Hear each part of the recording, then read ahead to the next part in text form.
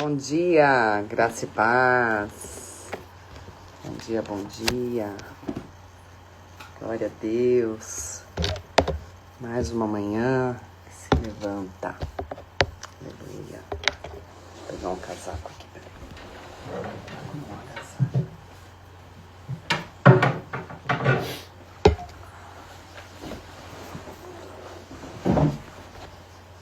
Pronto. Opa. Bom dia, Margarete. Glória a Deus. Bom dia, José. Fátima, querida, bom dia. Todos queridos, graça e paz. Glória a Deus. Bom dia, Neide.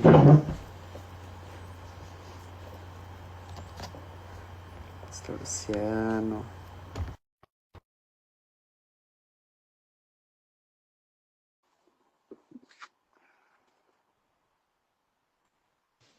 Bom dia, pastor. Bom dia, você não está em casa. Não estou em casa. Tô desfrutando de presentes do papai. Isso é muito importante. Carol. Bom dia, Carol. Carol, Filhota. Olha lá, sua filhota. bom dia, amorzinho do pai. Papai te ama. Glória a Deus. Glória a Deus. Coisa boa. Aleluia. Mais um dia que o Dia Senhor fez. Fátima, Margarete. Fernanda, Chay, Ágata. Turma toda aí. Felipe Schmidt. Ah, não, Felipe Schmidt tá mandando mensagem para mim. Ah, é? Ai, Aleluia, glória a Deus. Vamos orar para começar? Vamos orar, vamos orar. Pai, em nome do Senhor Jesus Cristo, eu quero agradecer a Ti, Deus, por esse dia. Nada, Pai. Agradecer a Ti por tudo, Senhor. Obrigada, Pai. Obrigada pela tua voz. Obrigado, Senhor. Porque até aqui o Senhor tem nos ajudado. E até aqui o Senhor tem nos ajudado a compreender os seus propósitos e as suas vontades sobre as nossas vidas. Senhor, que o Senhor continue nos ajudando, nos dando força, nos fortalecendo, nos escondendo no Senhor. E nos tornando cada dia mais, Senhor Deus, gratos, gratos, gratos a Ti por tudo que o Senhor tem feito por nós. Sabemos que esse dia é um dia todo especial, um dia de estarmos diante da Tua presença, como os demais dias nós temos passado nesses últimos tempos, e que cada dia mais o Senhor nos leve a vivermos isso com mais intensidade. Senhor, fica conosco, Jesus, neste dia, fica conosco nessa live, fica conosco, Senhor, em todos os momentos de nossas vidas. E que esse dia, Senhor Deus, mais uma vez seja para a glória do Teu nome. Que os Teus anjos estejam acampados ao redor da vida de cada um de nós. Nós que estamos aqui, aqueles que vão entrar, aqueles que um dia, em algum momento durante o dia vão assistir, vão parar para meditar, para Deus remoer toda a palavra, para verdadeiramente, Senhor Deus, se alimentar. Não apenas ouvir, não apenas ler, mas se alimentar. Que esse alimento, Senhor Deus, venha nos fortalecer de uma maneira sobrenatural. Em nome de Jesus. Em nome de Jesus. Amém. Amém. Amém. Fica, Jesus. Fica, Jesus. Fica, Jesus. Nós viemos para cá assistindo a pregação. Olha Uma só. bênção, foi uma bênção. Aquilo ali ele bate com gentileza, você viu? Chamou até gente de idiota. Os idiota. Ai, ai. Ele bate mansinho. Glória a Deus. Bênção, glória a Deus. Que tremendo. Eita, Esther. Vamos começar o livro de Esther. Olha, eu preciso desse daí. Você tem, não? Esse não. Vou providenciar. Já já a gente dá um Ah, jeito. vou providenciar pra você. Pode ficar É, tranquilo. tá certo. Bom, vamos lá. Vamos. Começar vendo o banquete do rei, né? Eita. Hum. Esther 1, você coloca, mano, a referência, por favor. Isso. Vamos lá. Estes acontecimentos ocorreram nos dias do rei Xerxes, que reinou sobre 127 províncias, desde a Índia até a Etiópia. Do trono real na fortaleza de Suzã, Xerxes governava seu império. No terceiro ano de reinado, ofereceu um banquete a todos os seus nobres e oficiais. Convidou todos os oficiais militares da Pérsia e da Média, e os príncipes e nobres das províncias. A festa durou 180 dias e foi uma demonstração formidável da grande riqueza do império e da pompa e esplendor de Sua Majestade. Terminada a celebração, o rei ofereceu um banquete para todo o povo que estava na fortaleza de Suzã, desde os mais importantes até os mais humildes. O banquete durou 7 dias e foi realizado no pátio do jardim do Palácio Real. O pátio estava enfeitado com cortinas brancas de algodão e com tapeçarias azuis, presas com cordas de linho branco e fitas vermelhas, a argolas de prata fixadas à coluna de mármore. Havia sofás com armação de ouro e de prata sobre um piso de mosaico de pórfiro, mármore, madrepérola e outras pedras preciosas. As bebidas eram servidas em taças de ouro de diversos modelos, e havia grande quantidade de vinho real para mostrar a generosidade do rei. Por ordem do rei, podia-se beber à vontade, pois ele havia instruído os oficiais de seu palácio a servirem quanto vinho cada convidado quisesse. Na mesma ocasião, a rainha Vasti ofereceu um banquete para as mulheres no palácio do rei Xerxes. A rainha, agora ela vai ser deposta, né? No sétimo dia da festa, quando o rei Xerxes estava muito alegre por causa do vinho, ordenou aos 7 eunucos que o serviam: Meumã, Bista, Harbona, Bigtá, Abagtá, Zetar e Carcas, que lhe trouxessem a rainha Vasti usando a coroa real. Ele queria que os nobres e os demais convidados, pois era uma mulher muito bonita. Mas, quando transmitiram a ordem do rei à rainha Vasti, ela se recusou a ir. O rei ficou furioso e indignado.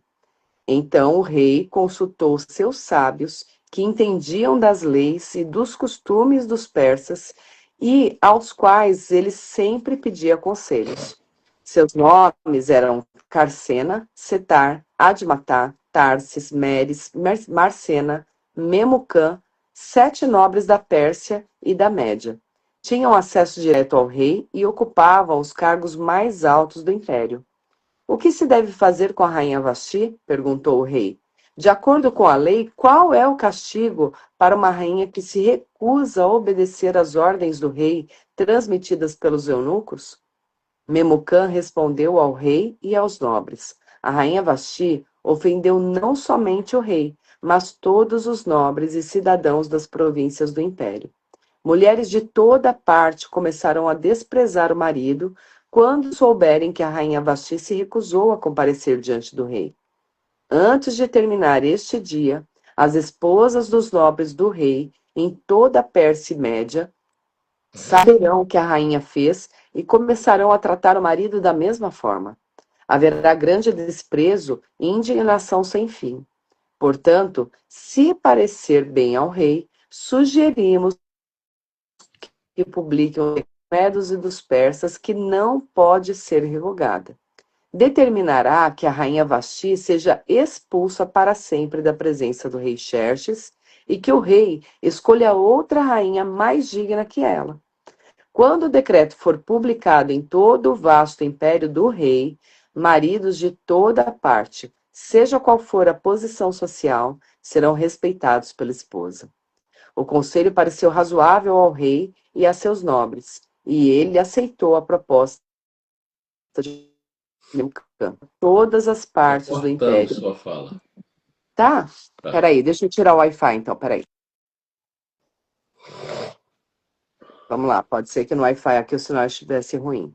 Uhum. Verso 21. O conselho pareceu razoável ao rei e a seus nobres, e ele aceitou a proposta de Memucã. Enviou cartas a todas as partes do império, a cada província, em sua própria escrita e língua, proclamando que todo homem devia ser o chefe de sua própria casa e ter sempre a última palavra. Eita. Sério? É. É sério isso. O Primeiro, uma livro de... necessidade de mostrar tudo que tinha, né? É. E assim, né? Cara, quando vai pro álcool, né? Sim. Já tava bem embriagadozinho, aí agora começa a fazer bobagem, né? Uhum. Não precisava tomar essa atitude, como a mulher também não precisava fazer dessa maneira, né? Sim.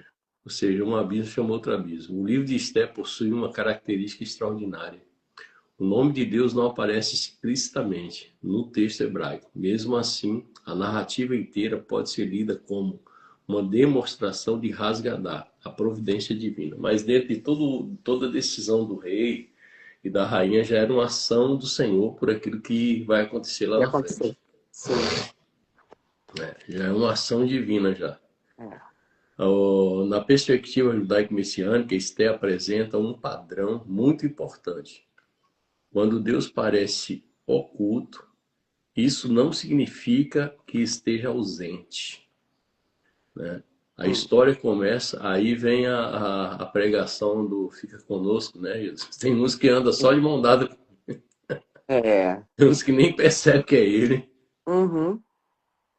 A história começa com um rei pagão fazendo um grande banquete e termina com uma ameaça de extermínio contra os judeus. Entre esses dois extremos, Deus movimenta pessoas, decisões, acontecimentos aparentemente acidentais e até crises políticas para preservar os seus. Então Deus ele vai fazer qualquer coisa para preservar os seus, mesmo que pareça ser algo ridículo, né? Absurdo. E que não guarde relação com nada ali, né? Pensando no povo de Deus nesse primeiro momento, né? Uhum. Nesse primeiro momento, pensando no povo do Senhor, não tem nada a ver, mas Deus está Uhum. vendo, né? O É. que que eles estão armando ali na frente para destruir o povo? Ou seja, o reino de Assuero e o grande banquete. Nos dias de Assuero. E aconteceu nos dias de Assuero. Quem é Assuero? Tradicionalmente identificado como Xerxes, rei persa que governou aproximadamente entre 486 e 465 a.C. Os sábios dedicam atenção ao contexto histórico e à identidade do rei. Na tradição rabínica, Assuero não é apresentado simplesmente como um governante poderoso, mas como alguém cuja autoridade estava profundamente relacionada às estruturas do Império Persa. O texto menciona Assuero que reinava desde a Índia até a Etiópia. Ele reinava sobre muitas nações, 127 províncias, né? 127 províncias. Ou seja, desde Rodu até Cush. A extensão geográfica comunica algo mais profundo. O homem parece controlar o mundo inteiro. Mas existe uma ironia teológica. Assuero pensa governar um império gigantesco, porém, ele não consegue governar sua própria casa. É isso mesmo. Toma! Foi isso que aconteceu, né? Ficou demonstrado ali claramente. Ele pode ordenar sobre 127 províncias, mas não consegue controlar o conflito matrimonial com Vasti. Essa é uma das grandes primeiras ironias de Esther. O homem que parece possuir autoridade absoluta é, na realidade, instrumento dentro de uma história que Deus está conduzindo. Ele só é um boneco na mão de Deus. É como o próprio Nabucodonosor, né? Tem um momento que Deus fala, meu servo. Exatamente. Ele nem sabia que estava trabalhando a favor de Deus, né? E isso lembra Daniel capítulo 4, versículo 17. O Altíssimo tem domínio sobre o reino dos homens. Hum. O Sobre todas Altíssimo. as coisas, né? Isso aí. A soberania humana nunca elimina a soberania de Deus. Versículo 2: Naqueles dias, sentado-se o rei Assuero no trono do seu reino. Ou seja, quando o rei se assentou, o rei está no trono. Mas existe uma pergunta que o livro inteiro fará: quem realmente está no trono? Hum. Assuero está sentado no trono persa, mas por trás da história, o Deus de Israel continua governando a história. O trono de Assuero será temporário, o governo de Deus é eterno. Na perspectiva messiânica, isso aponta para o contraste entre trono humano, temporário, e reino de Deus eterno. No terceiro ano do seu reinado, deu um banquete a todos os seus príncipes e seus servos. O rei reúne príncipes, governadores, autoridades, militares, representantes das províncias. Não é apenas uma festa, é uma demonstração de poder. Agora eu vou mostrar para todo mundo quem é o Artaxerxes, Mas o fato dele ter Assuero. essa necessidade de demonstrar, se a gente for pensar nos dias de hoje, né? Uhum. Quando uma pessoa precisa demonstrar demais o que tem, é porque normalmente ela não sabe quem ela é. Falta identidade, né, Fabi? Falta identidade. Tem problema na identidade. E aí, por causa disso, ela não mostra a essência dela, ela mostra o que ela tem, né? O Uhum. poder, o governo, o domínio, dinheiro, riqueza, enfim. E foi exatamente o que acho que foi Josafá que fez depois de vencer as guerras. Ele vai e abre os tesouros do palácio e mostra Sim. para os nobres babilônicos, né? E ainda mostra o tesouro da casa de Deus. Uhum. Quando o profeta vem confrontar, o que você fez? Quem são essas pessoas? É. Rapaz, porque você mostrou tudo para eles, você vai ter que entregar tudo. Uhum. É sério isso. Não compensa.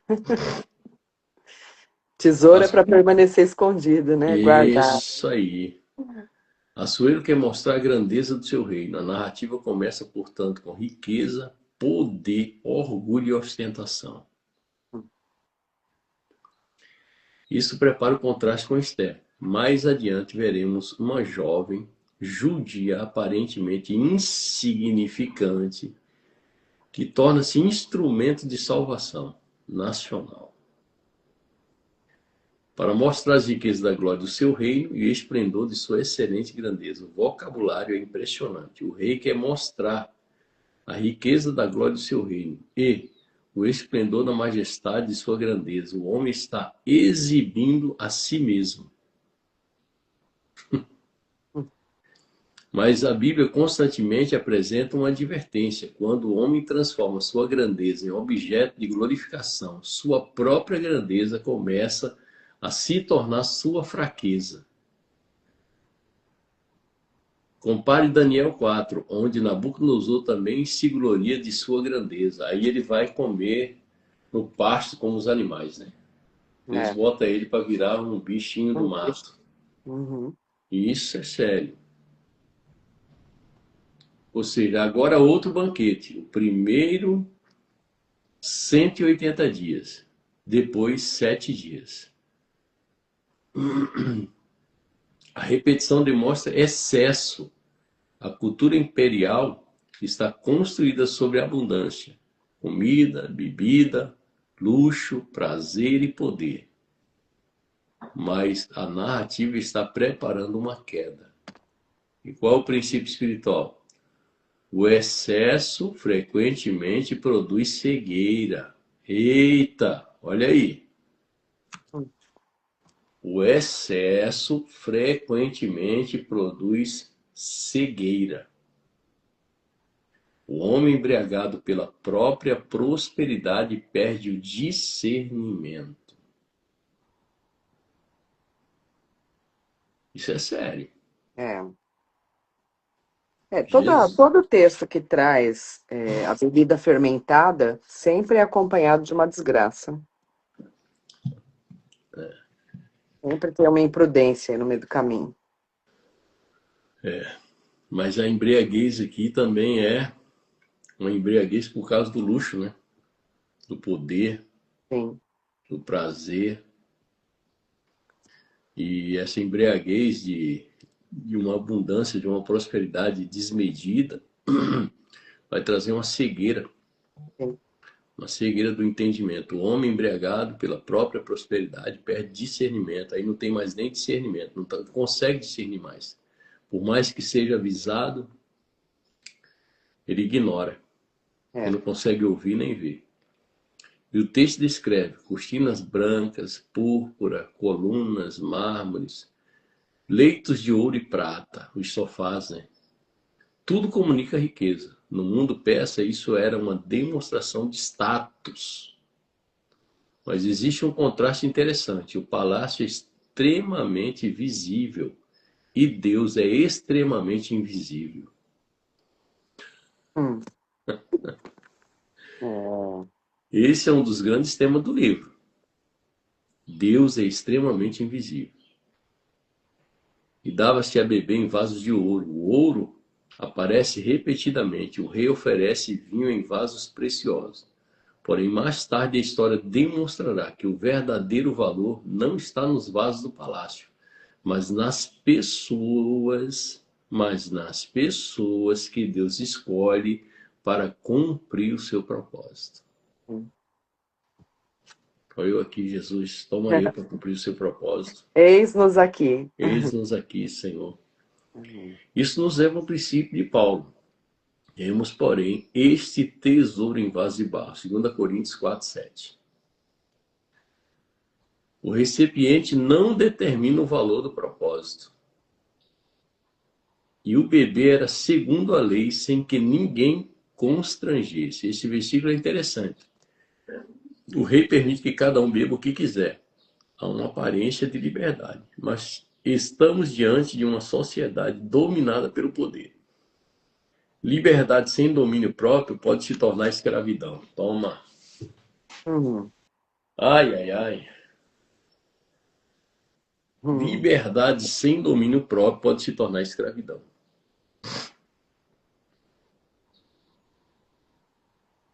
Na literatura, na leitura, isso dialoga com o conceito de Yetzer Hara, a inclinação que pode conduzir o ser humano ao excesso, ao mal.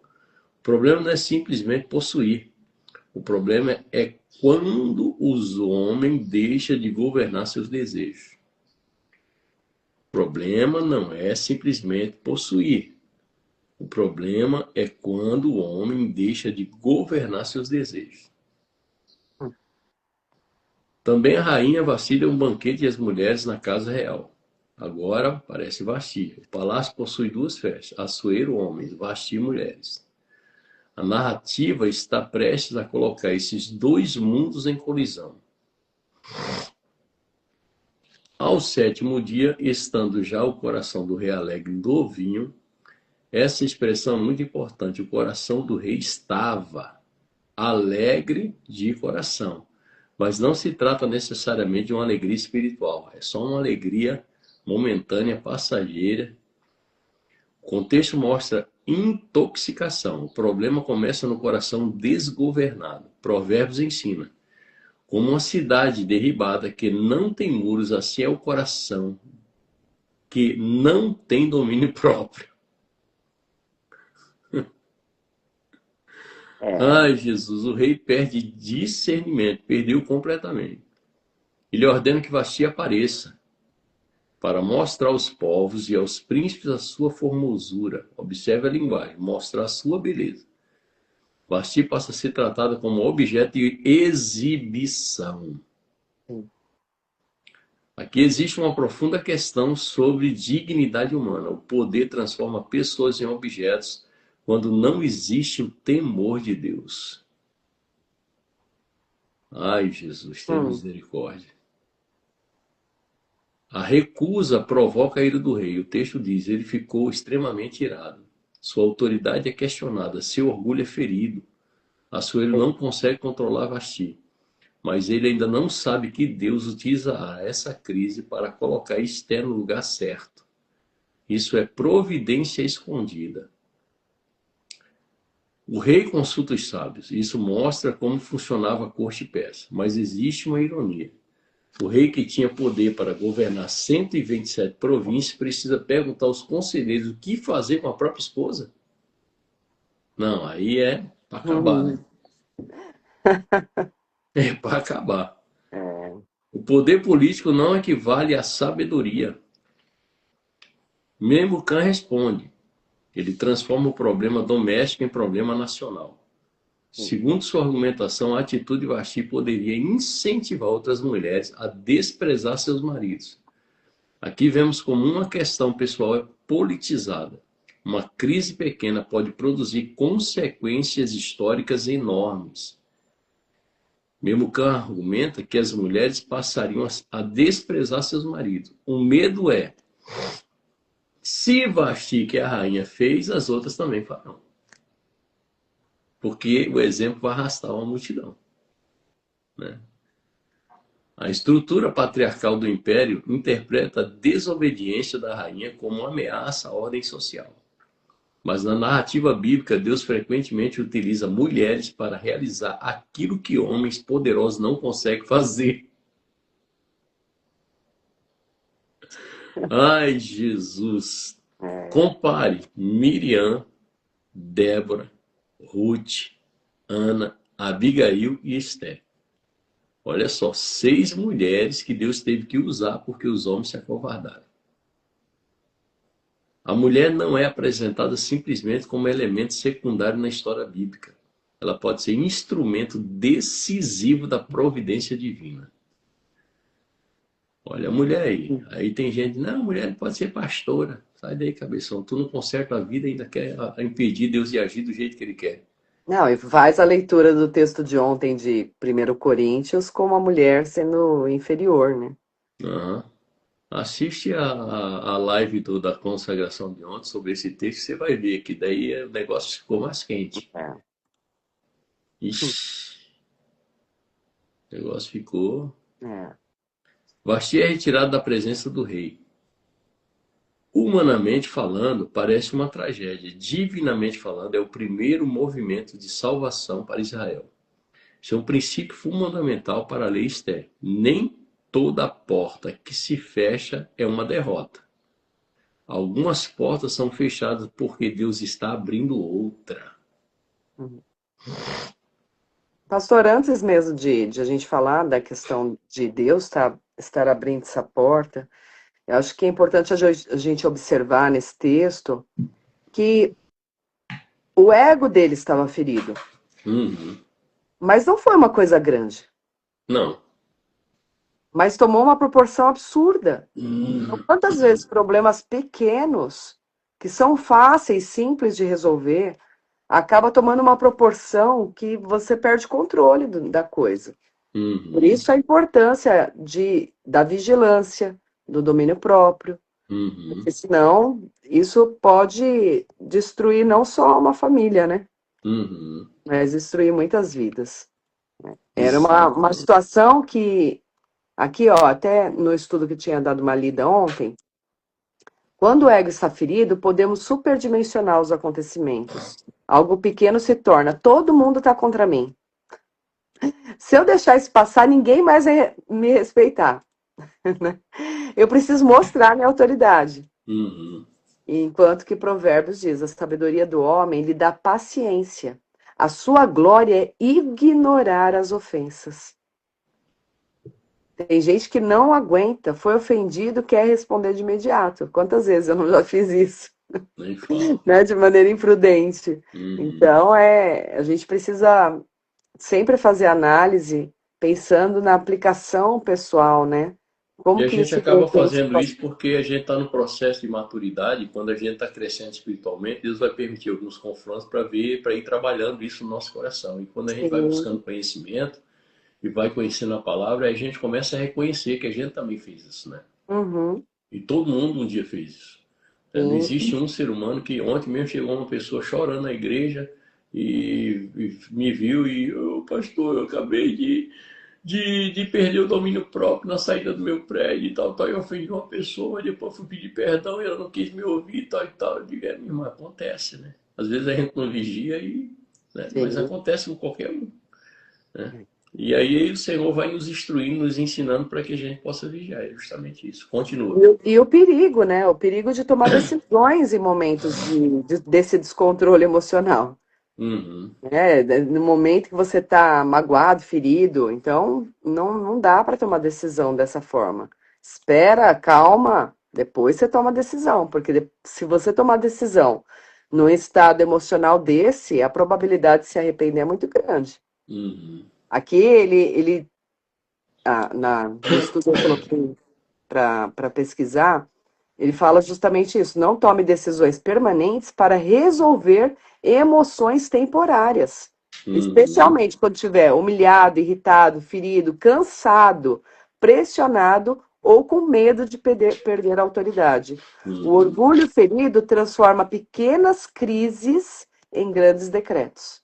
E às vezes a gente pode estar decretando a nossa própria morte. Verdade. Pode seguir, pastor. É assim, ó, eu não vou ler o livro, né? Eu que acabei mostrando o livro, porque são 10 capítulos de Esther e aqui tem muito conteúdo, Aham, né? Então, as meninas aí de Sorocaba, quando eu for para Sorocaba dia 4 eu vou levar o livro, legal. né? Eu vou levar o livro, daí o pessoal daí estuda em casa, porque tem muito comentário, muito conteúdo e não dá tempo. O decreto é enviado pelo império. Cada homem deveria ser senhor da sua casa. O rei termina o capítulo aparentemente mais poderoso. Aparentemente. Aparentemente. Aparentemente. Mas nós sabemos que algo ele não sabe. A verdadeira história ainda não começou. Hum, A verdadeira história ainda não começou. Né? Ou seja, a verdadeira história vai começar agora. é, vai. E por causa disso, e por causa de É, tudo isso, Esther se torna rainha. é. Ah, tá certo, vamos lá.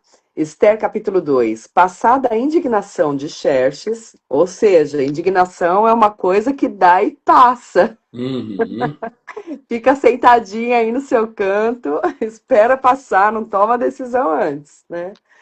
Passada a indignação de Xerxes, ele começou a pensar em Vasti. olha, já começou a bater um arrependimentozinho. Não devia Não ter é? assinado um decreto, né? Pois é. E naquilo que ele havia feito e no decreto que ele havia publicado.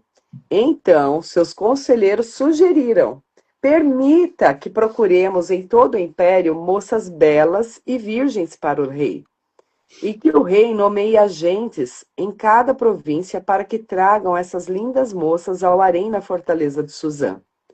Rigai, eunuco do rei e encarregado do harém, providenciará que elas recebam tratamentos de beleza.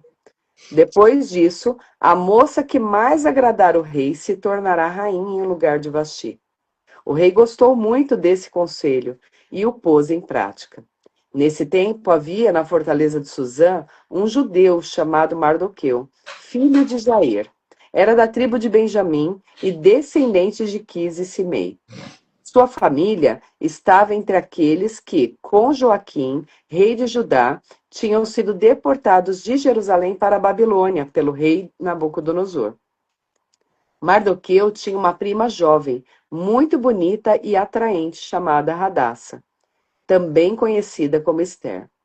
Quando o pai e a mãe de Esther morreram, Mardoqueu a criou como sua própria filha. Como resultado do decreto do rei, Esther e muitas outras moças foram trazidas ao Palácio Real, na fortaleza de Suzã, e colocadas sob os cuidados de Hegai, o encarregado do harém. Hegai ficou muito impressionado com a beleza de Esther e a tratou com bondade.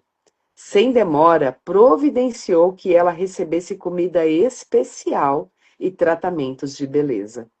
Também lhe designou 7 moças escolhidas do Palácio Real e a transferiu com as jovens para o melhor lugar do harém. Mardoqueu havia instruído Esther a não revelar a ninguém sua nacionalidade, nem a origem de sua família. Todos os dias, Mardoqueu caminhava perto do pátio do harém para saber notícias de Esther e descobrir o que estava acontecendo. Antes de ser levada aos aposentos reais, cada moça recebia os 12 meses prescritos de tratamento de beleza. Oxe. Falei pro Viana, também quero. 12 meses, varão. Olha. Não Ei, é? varão, haja dinheiro, hein, pra tratar da beleza dessas mulheradas. 12 meses, meu. É um ano de salário, irmão. É isso aí. 6 meses com óleo de mirra e 6 Eita! meses com perfumes e cosméticos.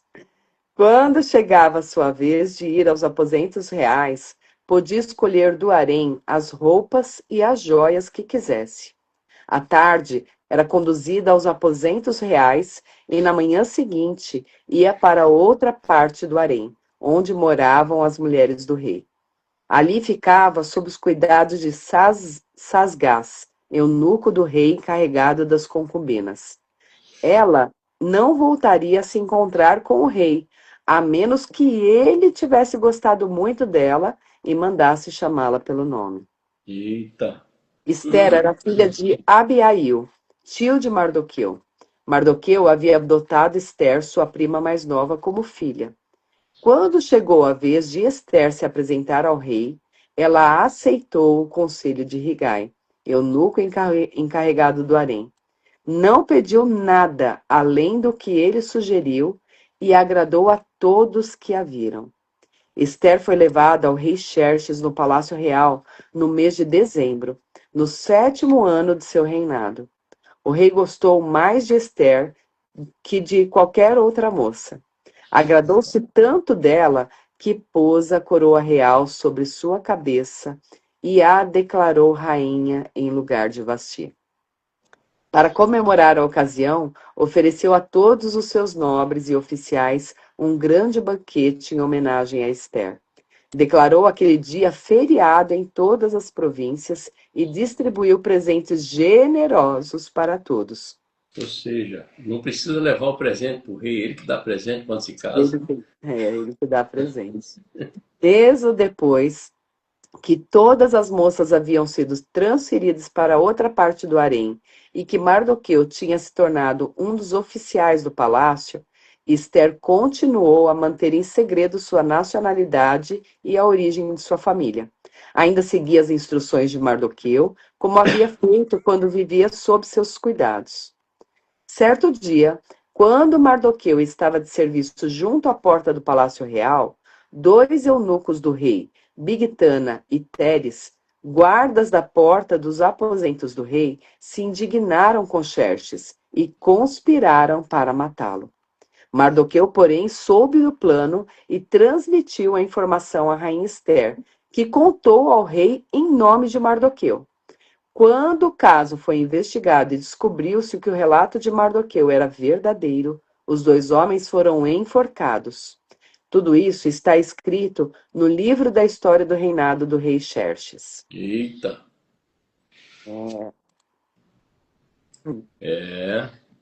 Depois da ira vem o vazio, né, pastor?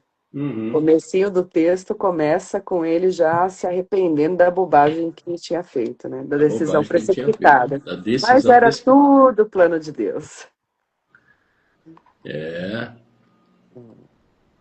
Depois dessas coisas, lembrando-se o rei de Vasti, né? Agora o rei sente falta dela.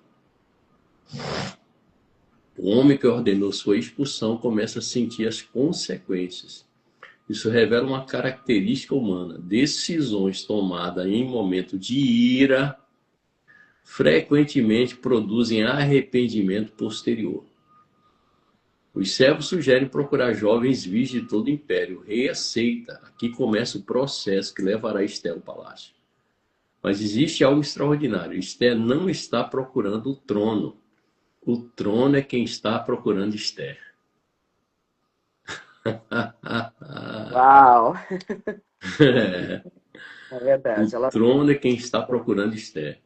Meu Ela Deus. não planejou a posição, ela não fez campanha, ela não construiu uma carreira política, ela não bajulou ninguém.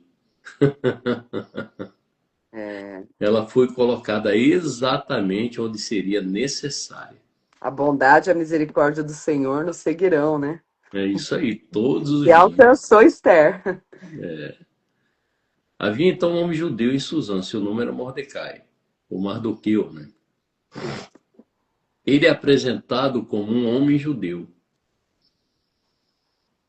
A identidade judaica aparece explicitamente. Isso será essencial, porque a crise que virá não será apenas contra Esté, será contra a nação de Israel, o povo de Israel.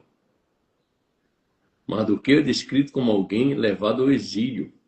Ele foi levado junto com o rei Jeoaquim, né? Como nós lemos aí, acho que na última leva, quando o rei fica preso na Babilônia, e você vê que a gente acabou de ler Neemias, muitos judeus voltaram, mas Mardoqueu permaneceu lá.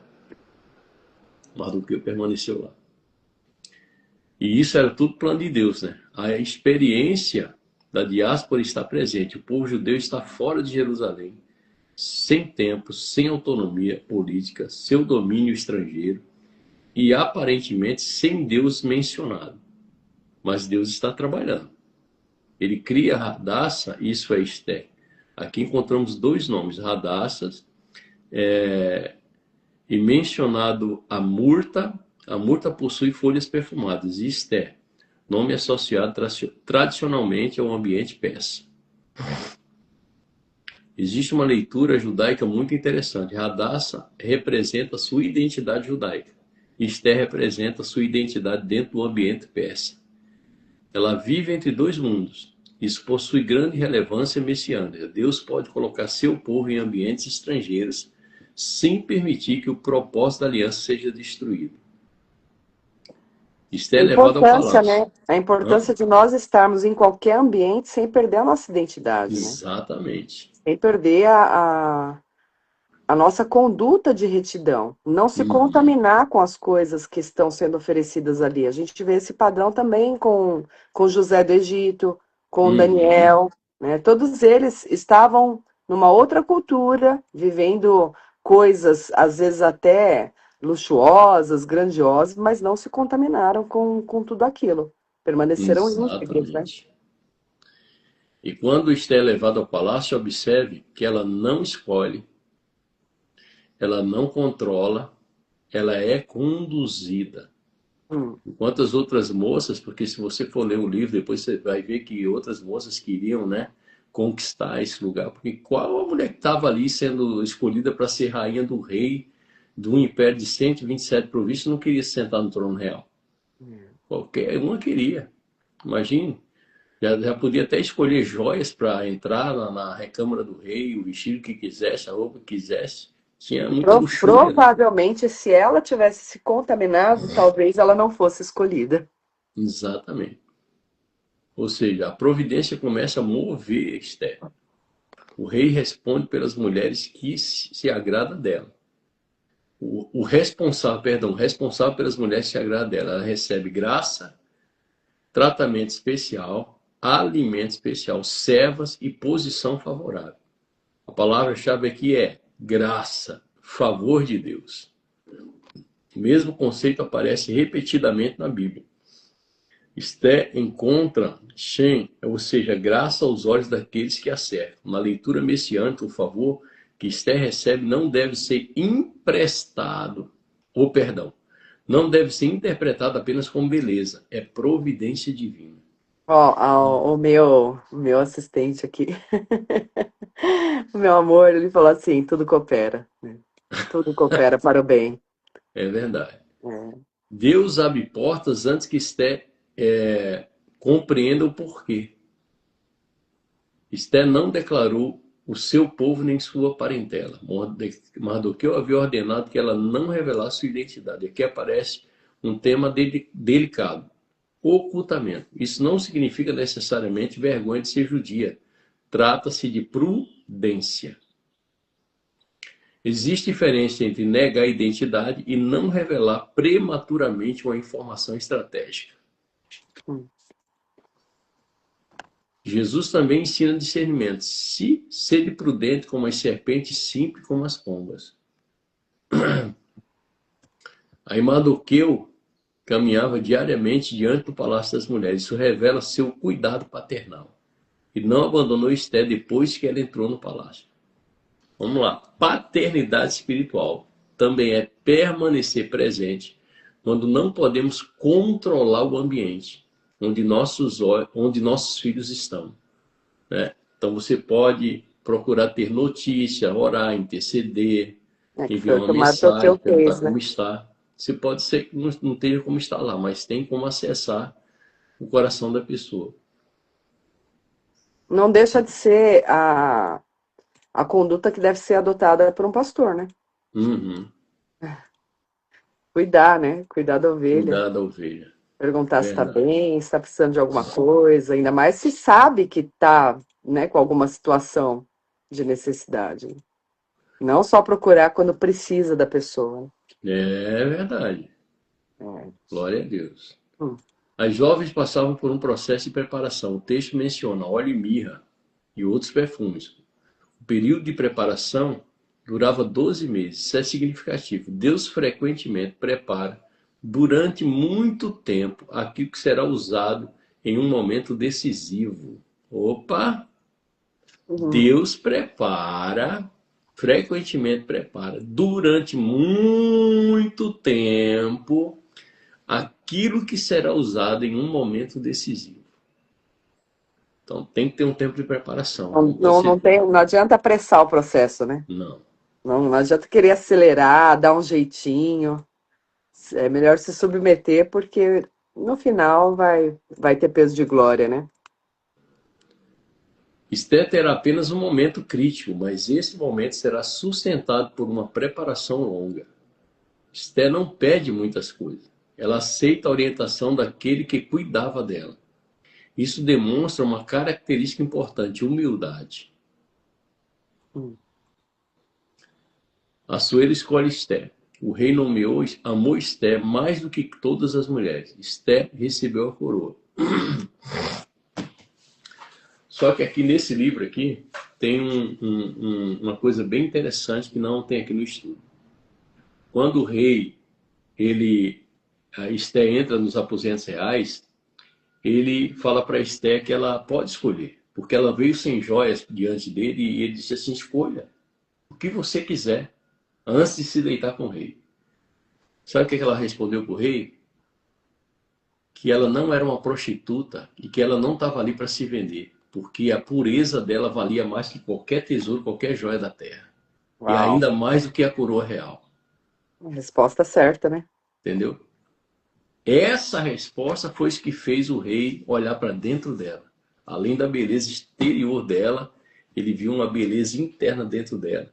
Uma posição que as outras não tinham. Então foi isso que a tornou rainha naquele lugar. Ela defendeu a sua honra. Né?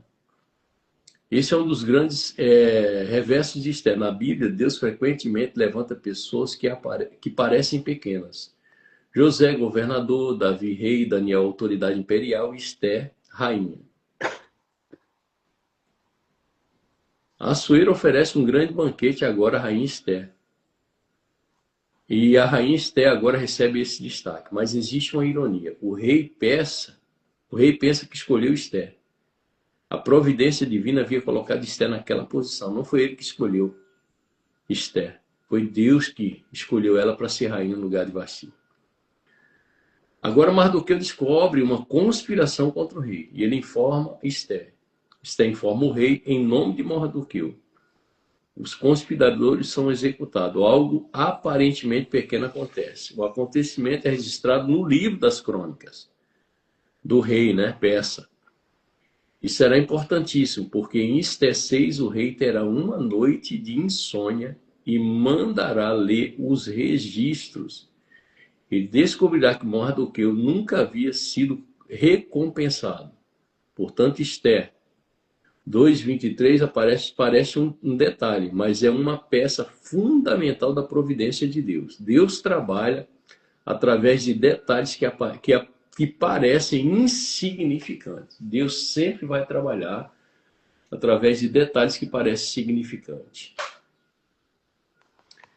Meu Deus, é muita coisa. É. Fala, Fabinho. Não, o senhor falou tudo, tá tudo certo. Mas Isso eu aí. gosto que você comente. Não, tá tudo certo. Dá para prosseguir aqui. Vamos pro 3? Vamos. Algum tempo depois, o rei Xerxes promoveu Amã, filho de Amedata, o Agagita, e lhe deu posição de autoridade sobre todos os nobres do império. Quando Amã passava todos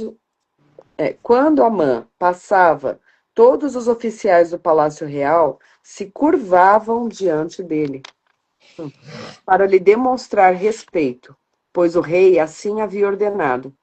Mardoqueu, porém, não se curvava diante dele, para lhe demonstrar respeito. Então os oficiais do Palácio Real perguntaram a Mardoqueu: por que você desobedece à ordem do rei? Todos os dias lhe diziam isso, mas, ainda assim, ele não dava ouvidos. Então contaram tudo a Amã, para ver se ele iria tolerar a conduta de Mardoqueu, pois Mardoqueu lhes tinha dito que era judeu.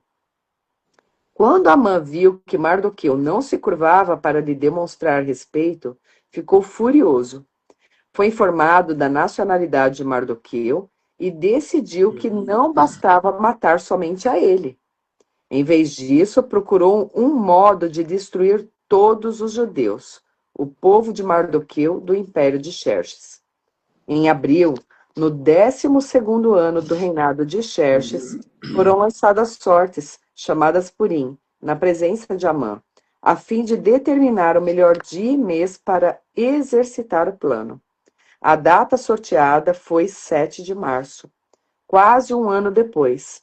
Então Amã foi ao rei Xerxes e disse: há certo povo espalhado por todas as províncias de seu império, que se mantém separado dos demais.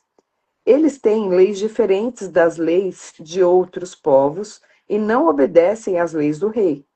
Portanto, não é do interesse do rei deixar que vivam. Se parecer bem ao rei, publique um decreto para que eles sejam destruídos, e eu darei 350 toneladas de prata aos administradores do governo para serem depositadas no tesouro do rei. Ai, ai, ai. Olha o suborno. Olha o suborno. O rei Comprando a concordou. morte dos judeus. Sim. O rei concordou e, para confirmar a sua decisão, tirou do dedo o anel com o selo real e o entregou a Amã, filho de Amedata, o Agagita, inimigo dos judeus. O rei disse: a prata e o povo são seus. Faça com eles o que lhe parecer melhor. Meu Deus. Assim, no dia 17 de abril, os secretários do rei foram convocados e um decreto foi redigido exatamente na forma como Amã ditou. Em seguida, foi enviado aos mais altos oficiais do rei, aos governadores das respectivas províncias e aos nobres de cada província em sua própria escrita e língua. O decreto foi redigido em nome do rei Artaxerxes e selado com seu anel. As cartas foram enviadas por mensageiros a todas as províncias do império, com ordens para que todos os judeus, jovens e idosos, mulheres e crianças, fossem destruídos, mortos e aniquilados num único dia. A data marcada para que isso acontecesse era 7 de março do ano seguinte. Os bens dos judeus seriam entregues a quem os matasse. Meu Deus. Uma cópia do decreto devia ser publicada como lei em cada província e proclamada a todos os povos, a fim de que estivessem preparados para cumprir seu dever na data marcada. Por ordem do rei, o decreto foi rapidamente enviado por mensageiros e também foi proclamado na fortaleza de Suzã. Então o rei e Amã se sentaram para beber, enquanto a confusão se espalhava pela cidade de Suzã. Ai, Jesus. Misericórdia. Misericórdia. E Ramão Agagita, o descendente daquele que Saul não matou. É. O descendente do rei Agag, o Agagita. Depois dessas coisas, o rei Assuero engrandeceu Ramã. Ramã recebe posição elevadíssima. Ele é colocado acima dos príncipes. O inimigo recebe autoridade. Cuidado para não dar autoridade para o inimigo. Isso não significa que Deus perdeu o controle. É justamente o contrário. O livro está preparando o confronto. Todos deveriam se inclinar diante de Ramã, diante do inimigo. Mardoqueu não se inclinava, nem se prostrava. Aqui existe uma questão interpretativa importante. O texto não explica diretamente por que Mardoqueu recusou. A tradição rabínica desenvolveu diversas interpretações, uma das mais conhecidas relacionadas a Ramã, aos descendentes de Amaleque. Descendentes de Amaleque. Isso é extremamente significativo. Amaleque representa na memória bíblica o inimigo que atacou Israel no deserto. Em Deuteronômio capítulo 25, do verso 17 a 19, ordena lembrar de Amaleque e destruir. Assim, a tradição judaica vê a hostilidade de Ramã como continuação do padrão amalequita. E Amaleque é a personificação de Satanás na terra. Amaleque é a personificação de Satanás na terra. Ou seja, Mardoqueu é questionado por que transgride o mandamento do rei. Ele não cede. Aqui temos uma tensão entre a autoridade civil e fidelidade, a identidade e a consciência espiritual. A mesma coisa aconteceu com os 3 jovens no reinado de Nabucodonosor. Né? Se vocês não se prostrarem à estátua do rei, vocês serão lançados no fogo. A fornalha será aquecida 7 vezes, e eles disseram, não, nós não vamos prostrar ninguém a não ser o nosso Deus. Então, só se repete um padrão de perseguição espiritual aqui. Quando a perseguição vem, eles querem destruir a identidade e a consciência espiritual e a fidelidade de alguém que realmente está nesse posicionamento diante de Deus. Mardoqueu demonstra que existe uma linha que não pode ser ultrapassada. A minha vida é de Deus, eu não vou negociar. Não vou ceder a uma pressão. É o mesmo que Daniel fez, né? Exatamente. Acordou. Agora, Amã percebe que Mardoqueu não se prostra. Ele fica furioso, mas algo impressionante acontece. Amã não quer destruir somente Mardoqueu. E decide destruir todos os judeus. E isso revela a verdadeira natureza do conflito. O problema não era apenas pessoal, era coletivo. Ou seja, ele estava preparando um momento para se vingar daquilo que fizeram com os amalequitas. Amã procura destruir todos os judeus que haviam em todo o reino de Assuero. Aqui surge um dos padrões mais recorrentes da história judaica. Um ataque contra o indivíduo transforma-se em ataque contra todo o povo de Deus. Então, às vezes, um ataque não é contra você, é contra a tua casa, contra a tua família, né? Então, a gente tem que ter muito discernimento. E no pensamento judaico, Amaleque representa uma hostilidade persistente contra o povo de Deus. Na leitura messiânica, isso lembra que a batalha espiritual frequentemente procura atingir não apenas indivíduos, mas sua identidade, sua memória, seu propósito e o povo de Deus. Agora Ramã lança o Purim, né? Sorte, daí vem Purim.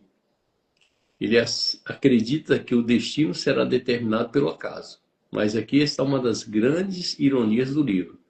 Amã joga sorte e Deus governa o resultado.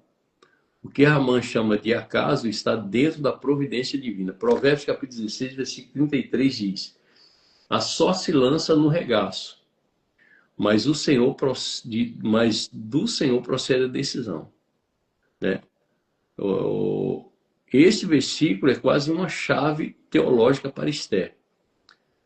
Amã acusa os judeus diante do rei e diz que os judeus possuem leis diferentes de todos os povos. Observe, a identidade judaica é vista como ameaça, porque os judeus não se dissolvem completamente na cultura imperial. O povo de Deus carrega uma identidade distinta. A palavra, o Shabá, a alimentação, as festas bíblicas e a circuncisão, uma memória antiga. E Ramã interpreta a diferença como perigo. Agora vem o suborno, né? Agora vem o suborno.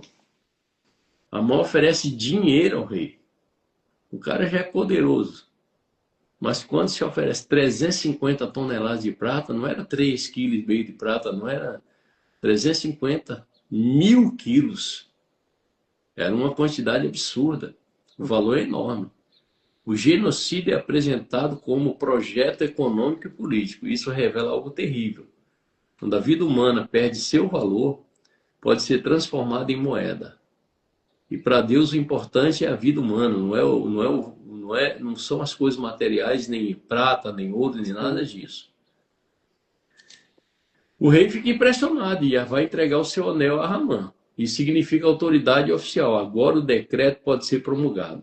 Assuero não investiga, ele simplesmente autoriza. Aí está um perigo.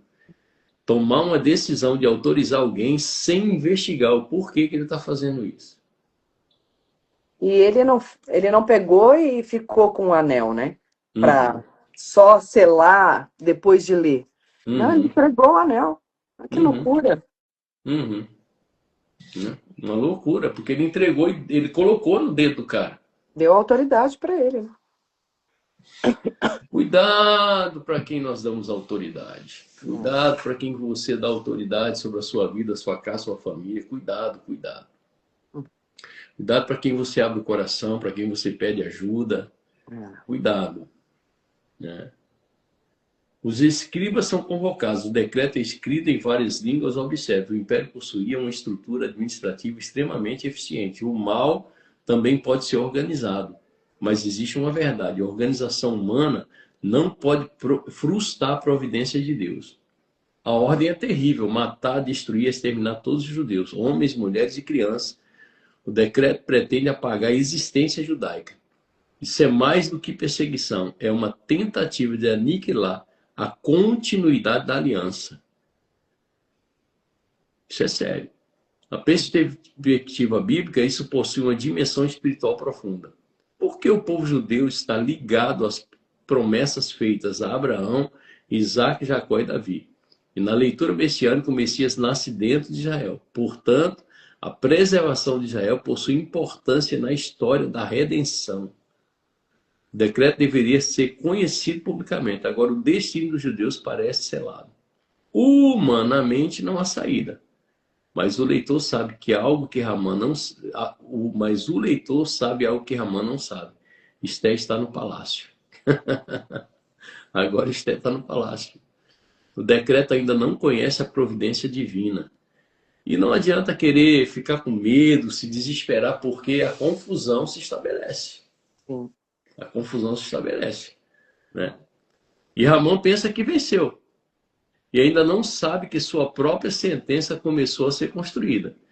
Quando o inimigo acha que venceu, ele não entende que ele está sentenciando a sua própria vida. E nós lemos isso na leitura de Provérbios ontem.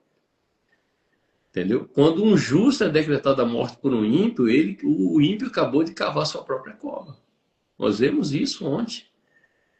Ou seja, Esther, no capítulo 1 ao 3, Deus pode estar presente mesmo quando seu nome não aparece. Essa é talvez a maior mensagem de Esther. O livro não diz Deus fez isso. Mas o leitor percebe Deus em Vasti sendo removida, Esther sendo escolhida, Mardoqueu descobrindo a conspiração, o registro sendo preservado, Ramã sendo promovido, e Pul sendo lançado, só sendo lançado, Esther estando no palácio antes da crise. A providência divina está escondida nos detalhes. E às vezes a gente não presta atenção nos detalhes. Uhum.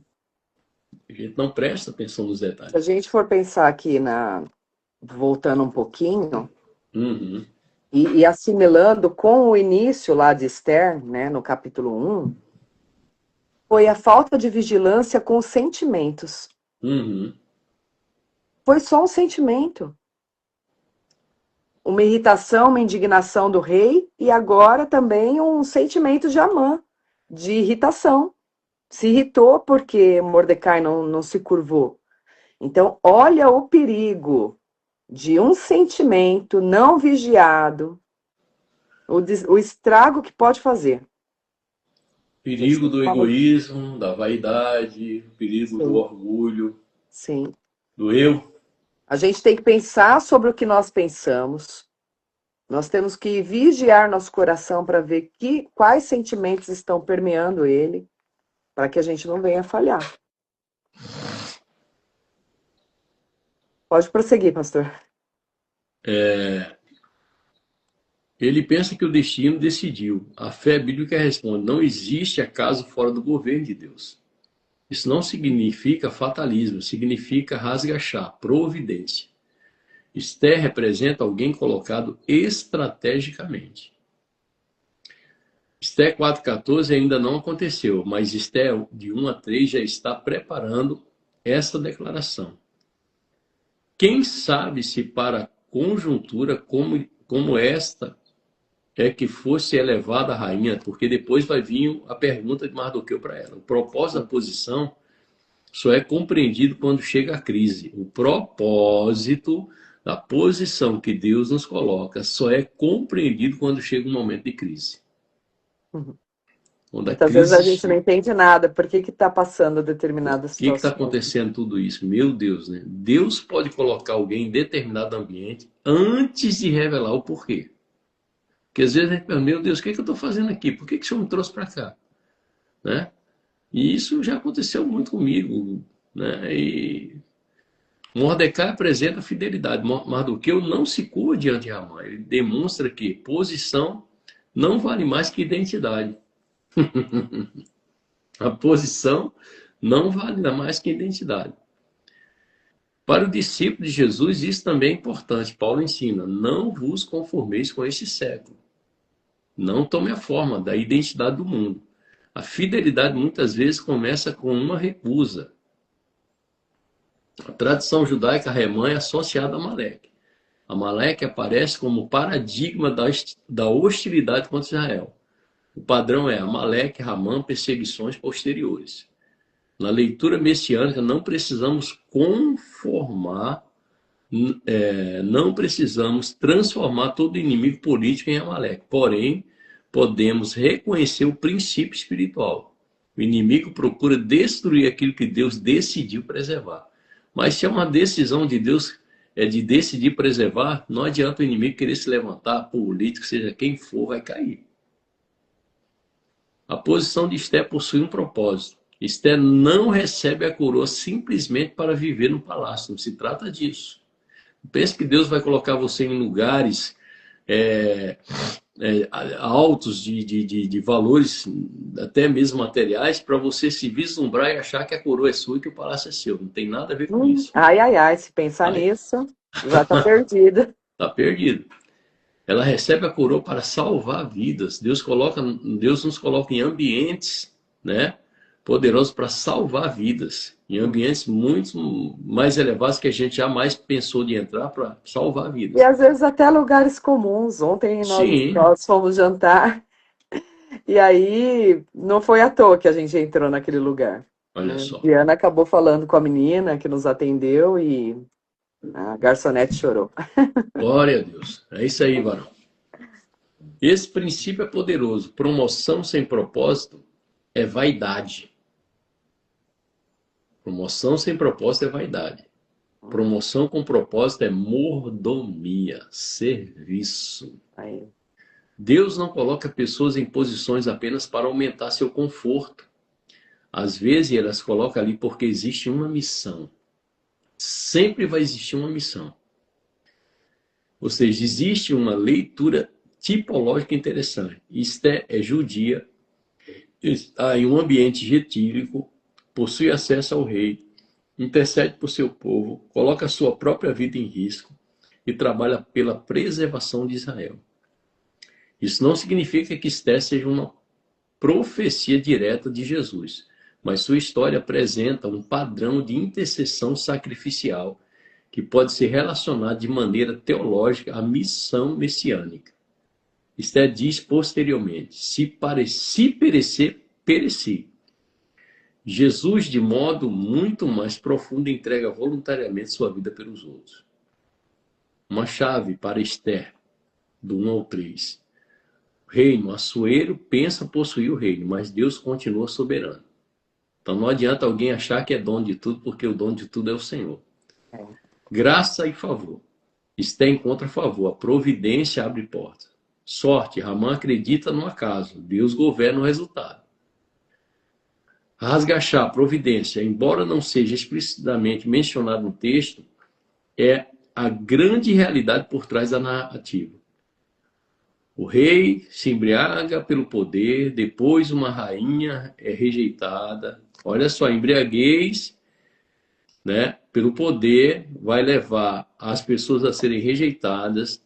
Uma jovem órfã é levada ao trono, depois um homem fiel que se recusa a se curvar, finalmente o inimigo que decreta a destruição de Israel. Tudo parece caminhar para a derrota, mas nós precisamos conhecer a história e saber que o decreto de Ramã não é o fim da história, é apenas uma das mensagens mais profundas de Esther. O silêncio de Deus não é a ausência de Deus. O silêncio de Deus não é a ausência de Deus. A demora de Deus não é abandono de Deus. O ocultamento de Deus não significa perda do controle. Aquilo que parece acaso pode estar sendo cuidadosamente conduzido por Deus. A soberania dele. Todas as coisas sob controle dele. Nada escapa. Nada escapa. A vontade dele é soberana e o que ele tem para ser feito será realizado. Eita glória! Louvado seja o nome do Senhor. Glória a Deus. Vamos para o primeiro parente. Oi? Acorda a minha filhota, que ela tossiu muito à noite. Vamos para 1 Coríntios, capítulo 11, a partir do verso 17. Puder já colocar, amor? Por favor. Eita glória! Agora a gente vai falar sobre a ordem na ceia, né? Aleluia, Jesus. 1 Coríntios 11, 17, diz assim: nas instruções a seguir, porém, não posso elogiá-los, pois quando vocês se reúnem, fazem mais mal que bem. Primeiro, ouço que há divisões quando vocês se reúnem como igreja e, até certo ponto, eu o creio. Suponho que seja necessário haver divisões entre vocês para que se reconheçam os que são aprovados. Quando vocês se reúnem, não estão interessados de fato na ceia do Senhor. Eita. Alguns de vocês se apressam em comer a própria refeição. Como resultado, alguns passam fome, enquanto outros ficam embriagados. Vixe. Será que vocês não têm casa onde comer e beber? Eita. Ou querem mesmo envergonhar a igreja de Deus e humilhar os pobres? Que devo dizer? Querem que eu os elogie? Certamente não os elogiarei por isso. Pois eu lhes transmiti aquilo que recebi do Senhor. Na noite em que o Senhor Jesus foi traído, ele tomou o pão. Agradeceu a Deus, partiu-o e disse: este é meu corpo, que é entregue por vocês. Façam isto em memória de mim. Da mesma forma, depois da ceia, tomou o cálice e disse: este cálice é a nova aliança, confirmada com meu sangue. Façam isto em memória de mim, sempre que o beberem. Porque cada vez que vocês comem desse pão e bebem desse cálice, anunciam a morte do Senhor até que ele venha. Assim, quem come do pão ou bebe do cálice do Senhor indignamente é culpado de pecar contra o corpo e o sangue do Senhor. Portanto, examine-se antes de comer do pão e de beber do cálice. Pois quem, se comerem do pão ou beberem do cálice sem honrar o corpo de Cristo, comem e bebem julgando, comem e bebem julgamento contra si mesmos. Por isso, muitos de vocês estão fracos e doentes, e alguns até adormeceram. Se examinássemos a nós mesmos, não seríamos julgados dessa maneira.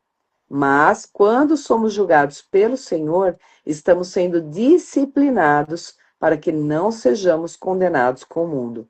Portanto, meus irmãos, quando se reunirem para comer, esperem uns pelos outros.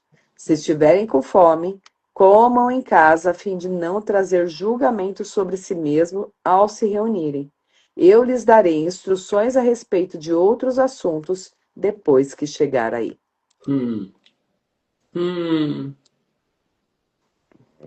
É sério. A mesa que devia unir está revelando divisão, né? É verdade. Ué.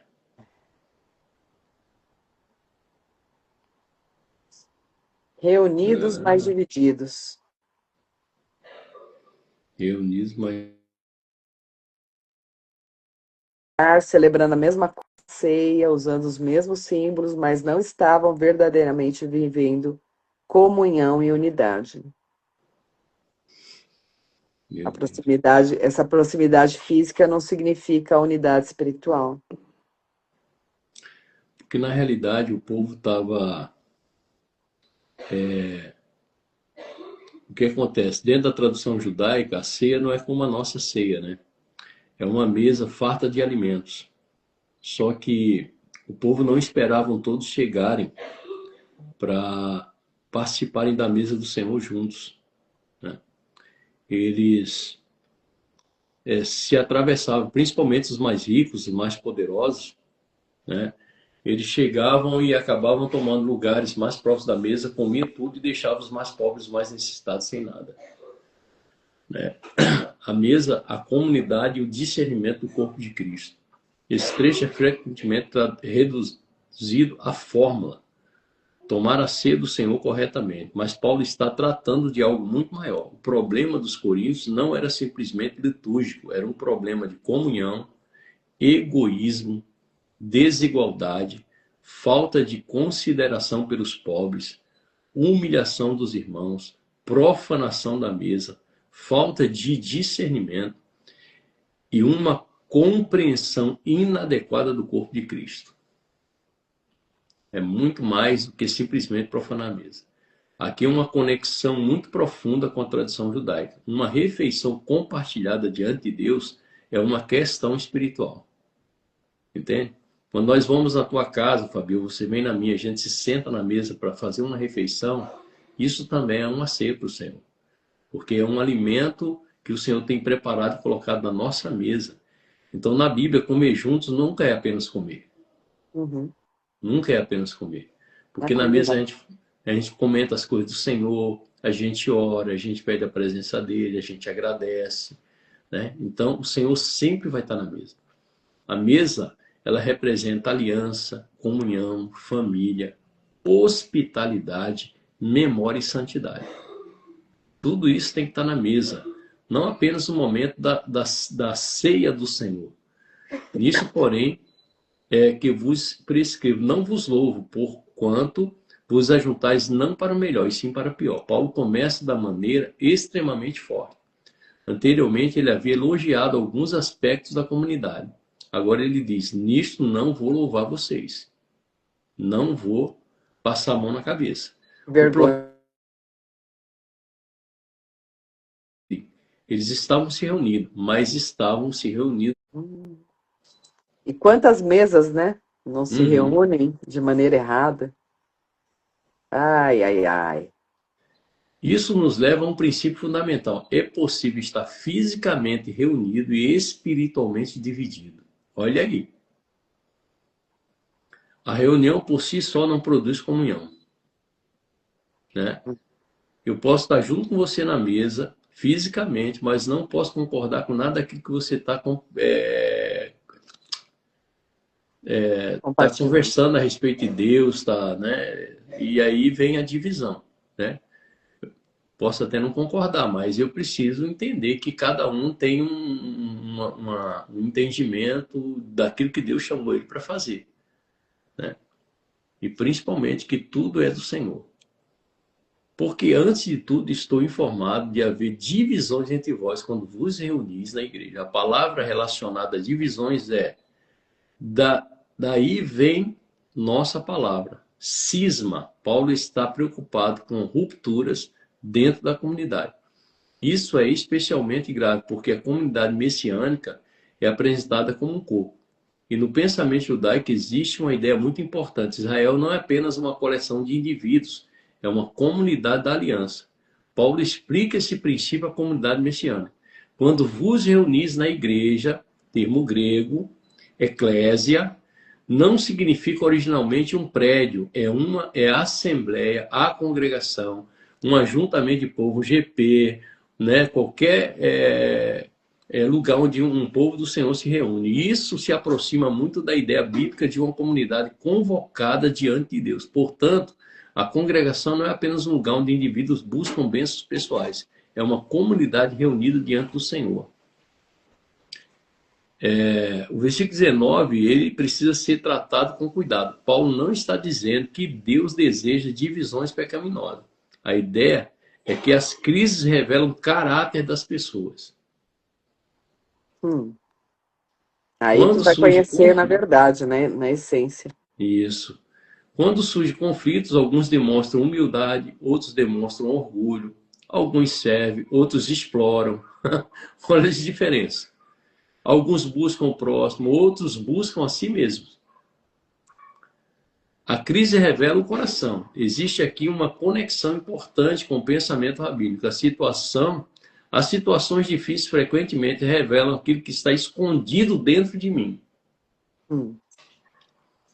Não é a crise que necessariamente cria o caráter. A crise frequentemente revela o caráter que já estava ali.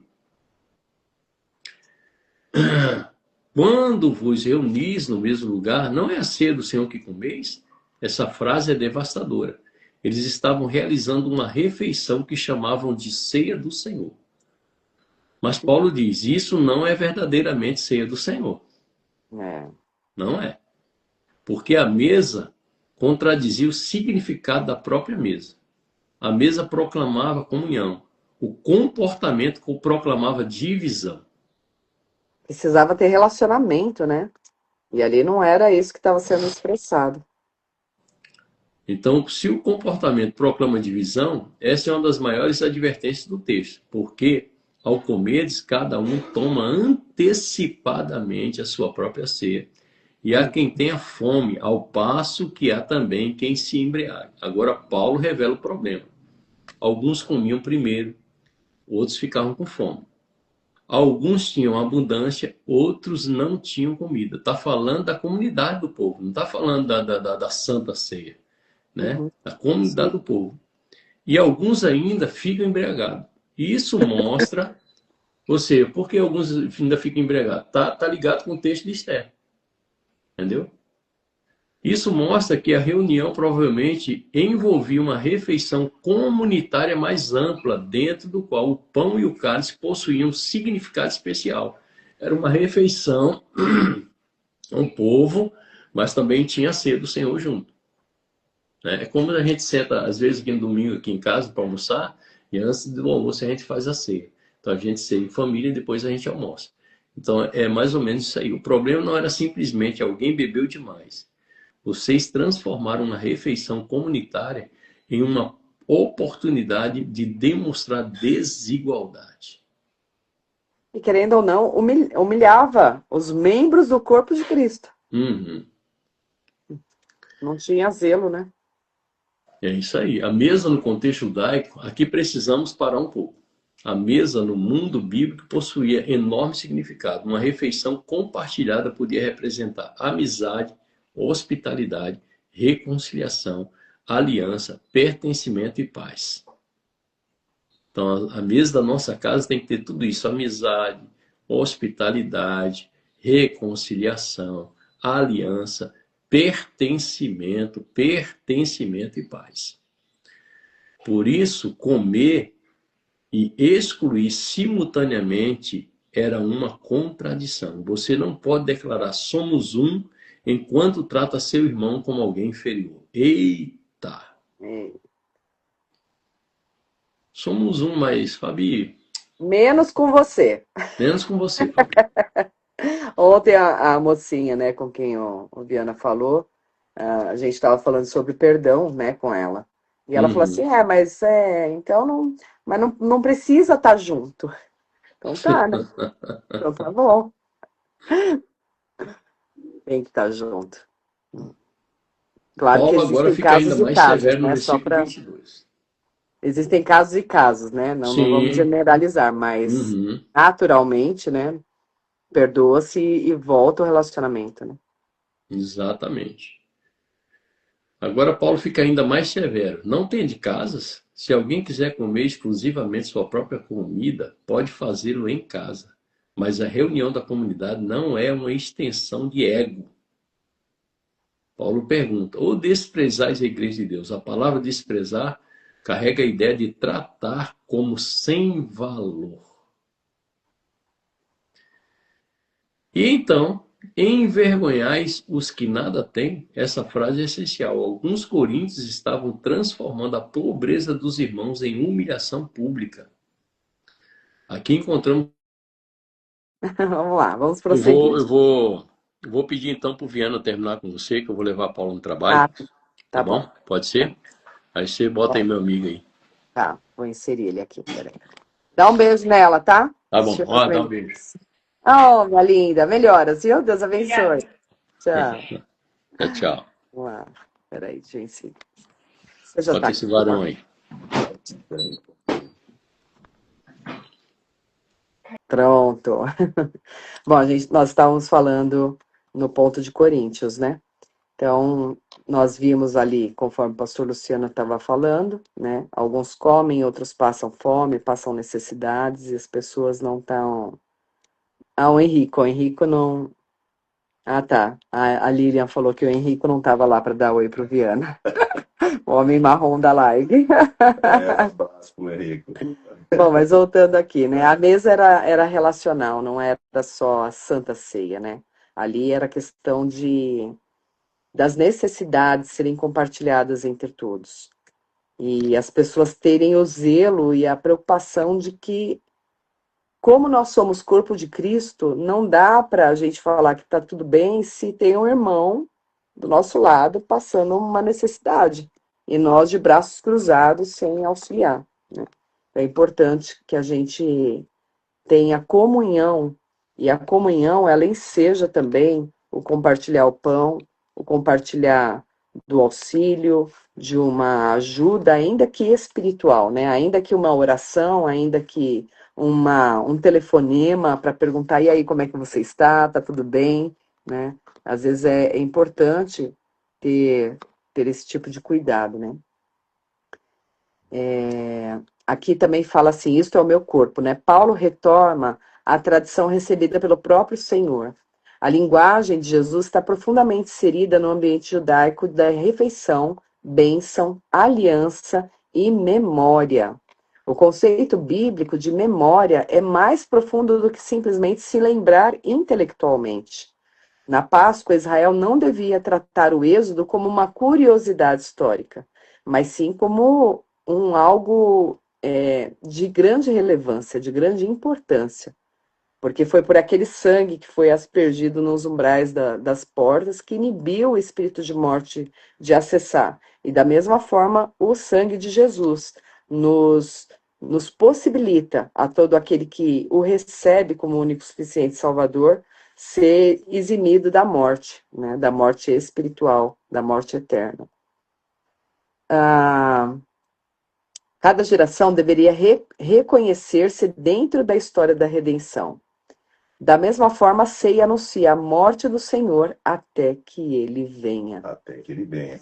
No passado ele morreu, mas ele ressuscitou. E hoje nós estamos todos juntos participando da aliança do Senhor. E no futuro, nós temos uma certeza de que ele voltará. Ele voltará para nos buscar, né? Então, que estejamos aptos realmente a a que ele nos resgate, né? A que ele nos leve para a pátria celestial, porque aqui nós somos estrangeiros, né? No entanto, se nós não tivermos esse cuidado, esse zelo com o nosso próximo, esse relacionamento, essa comunhão, a probabilidade é de que a gente pode sim perder até mesmo a salvação, porque ele nos orienta a amar uns aos outros. Então, é importante ter esse tipo de cuidado. Aqui no estudo aqui tem uma conexão interessante com Esther, que a gente acabou de ler, né? Eu vou ler aqui, ó. Esther apresenta um povo ameaçado, né, de destruição. A ceia apresenta Cristo entregando seu corpo para formar um povo da nova aliança.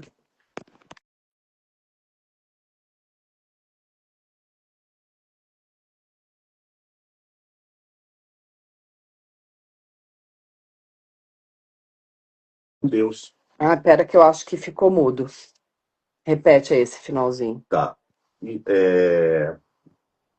Essa leitura de Coríntios, ela faz uma conexão com Esther aqui no estudo que eu fiz, né? Eu vou ler aqui para vocês, né? Esther apresenta um povo ameaçado de destruição. A ceia apresenta Cristo entregando seu corpo para formar um povo, né, da nova aliança. O que em Esther envolve livramento de um povo da morte, na obra de Cristo alcança redenção dos pecados e reconciliação com Deus. Então, na realidade, tudo apontava já o livramento daquele povo de Israel, porque o povo estava espalhado. Aqui, acho que a Yasmin chegou a ouvir aí, Yasmin? Não, é porque tem delay, né? Tá. Tem delay, aí você repetiu. Ele repetiu. Legal. Então, você vê que o povo estava espalhado na época de Esther, né? Então, tinha que acontecer tudo, né? Deus é estrategista, Deus nunca perde o controle das coisas. Então, houve aquilo lá para que o povo depois voltasse para Jerusalém também. Mas apontava para Cristo, né?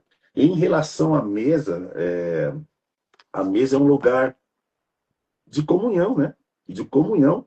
E eu já passei por isso, vocês também já passaram por isso, de você sentar na mesa e, tipo, as pessoas fazer como se você não estivesse naquela mesa, né? Nossa, Ou seja, isso é triste, horrível, né? Você fala, pô, acho que eu não sou bem-vindo aqui, né? é desprezo, né? Indiferença. Indiferença. Então, assim, Cristo nos faz nos colocar na mesa até para ver como que é o nosso caráter, né? Como que é o nosso caráter, como que nós vamos tratar as pessoas. Você não quer ser tratado mal, mas você está tratando mal as pessoas. Então, em todo o tempo, nós somos testados, fique esperto. Hoje é um dia de teste, Talvez você vai passar por um teste hoje, eu vou passar por um teste hoje. Será também. que seremos aprovados? Será que vamos ser aprovados? Vamos trazer para a realidade, né? Nós também somos falhos, né? Outro dia eu, na verdade, me exaltei, né, com ele. Nós estávamos no carro saindo para um determinado lugar e uma situação me deixou irritada e eu não exerci o domínio próprio e acabei falhando, né, ao me exaltar. E só que foi tão. Eu sabia que eu estava errada, e lógico, né? Eu já pedi para que o Senhor gerasse arrependimento no meu coração, já me arrependi, mas quando eu fiquei pensando sobre aquilo, acho que o que foi mais forte para mim é entender o erro, não que por ser você ou se fosse qualquer outra pessoa não teria o peso, mas imaginar que você é templo do Espírito Santo. Imaginar que os nossos irmãos são pessoas em que são um espírito que provém de Deus. E que você não está ferindo apenas o indivíduo, mas está ferindo o corpo de Cristo. Então, essa é a importância, né, de examinar aqui, de ter o cuidado nos relacionamentos, de ter o zelo. Então, foi bem doído quando eu tive essa compreensão, né? Foi mais até do que toda a situação em si. Então, nós temos que ter esse zelo, esse cuidado. Então, quando nós formos provados aí, que possamos lembrar que somos corpo, né? Somos corpo. Nós, todos juntos, formamos o corpo de Cristo. E Nós não podemos ignorar as pessoas, nós não podemos desprezar as pessoas, nós não podemos agir com egoísmo, nem mesmo humilhar, Deus me livre, né? Porque se a gente estiver fazendo isso, nós estaremos tomando essas condutas contra o próprio corpo de Cristo. Então, o pecado já está instalado ali faz tempo, né? Prosseguindo, pode falar. Quer falar mais? Não, É. pode ir. Então, a gente precisa se examinar, se corrigir, né? Se posicionar, né? Aqui a gente fez eu fiz o caminho de volta, pedi perdão, nós nos acertamos, né? Para que a gente possa continuar em comunhão. Como que vai ter comunhão se tem desajustes? Seja da ordem que for. Seja um desprezo, seja um egoísmo, seja um orgulho, como nós vimos ali, né? Na questão no livro de Esther, né? O rei ali, ele estava todo orgulhoso de toda a riqueza que ele tinha.